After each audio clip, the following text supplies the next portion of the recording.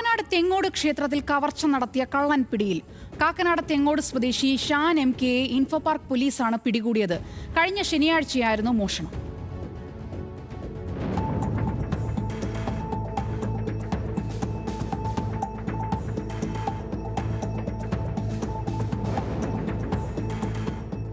ഫെബ്രുവരി 28 ശനിയാഴ്ചയാണ് നാടിനെ നടുക്കിയ മോഷണം നടന്നത്.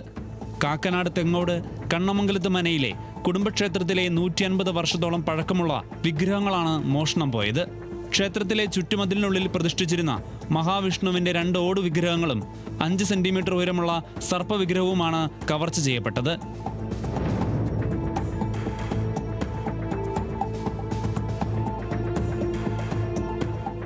ക്ഷേത്രം തന്ത്രി വാസുദേവന്റെ പരാതിയിൽ ഇൻഫോ പാർക്ക് പോലീസ് കേസെടുത്ത് അന്വേഷണം നടത്തി വരികയായിരുന്നു.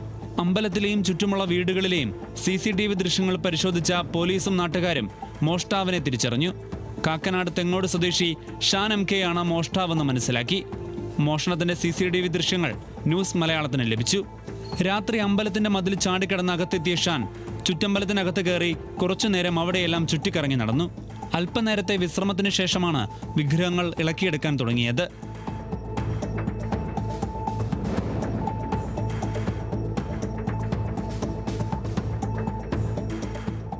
ആദ്യം മഹാവിഷ്ണുവിന്റെ 2 ഓട് വിഗ്രഹങ്ങൾ ഇളക്കിയെടുത്തു.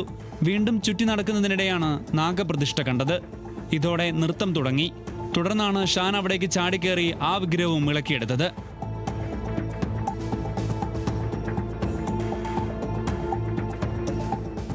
വീണ്ടും അമ്പലത്തിനുള്ളിലൂടെ നടന്ന ശേഷമാണ് ഷാൻ മതിൽ ചാടി തിരികെ പോയത്.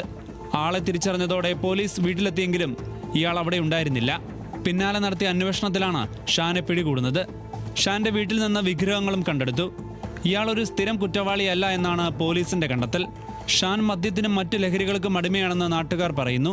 ഇയാളെ കൂടുതൽ ചോദ്യം ചെയ്താൽ മാത്രമേ മോഷണത്തിന്റെ കൃത്യമായ വിവരങ്ങൾ ലഭിക്കൂ എന്ന് പോലീസ് അറിയിച്ചു. സമാനമായ നിലയിൽ മറ്റെന്തെങ്കിലും സ്ഥലത്ത് ഷാൻ മോഷണം നടത്തിയിട്ടുണ്ടോ എന്നതടക്കമുള്ള കാര്യങ്ങൾ പരിശോധിക്കുകയാണ് പോലീസ്.